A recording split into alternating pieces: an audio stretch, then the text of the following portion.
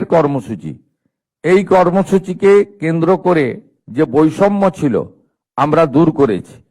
High school এবং আপার প্রাইমারিতে mid day মিলের বরাদ্দ ছিল 10 টাকা, প্রাইমারিতে ছিল 6 টাকা 78।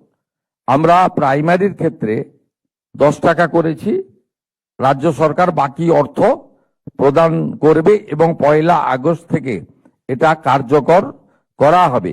1 আগস্টেই পাইলট প্রজেক্ট হিসেবে কলকাতার একটি বড় অংশে ইসকনের দ্বারা মিড ডে মিল বিতরণ হবে এবং ইসকন সাত্ত্বিক শুদ্ধ প্রোটিনযুক্ত খাবার পরিবেশন করবেন।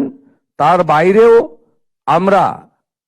আমরা এসএইচজি গ্রুপের মাধ্যমে প্রোটিনযুক্ত ডিম আলাদা করে আমরা দেওয়ার ব্যবস্থা করছি, যাতে আমাদের এখানকার ছাত্রছাত্রী বা আগামী দিনের ভবিষ্যৎ তাদেরকে আমরা প্রোটিনযুক্ত সম্পূর্ণ আহার দিতে পারি।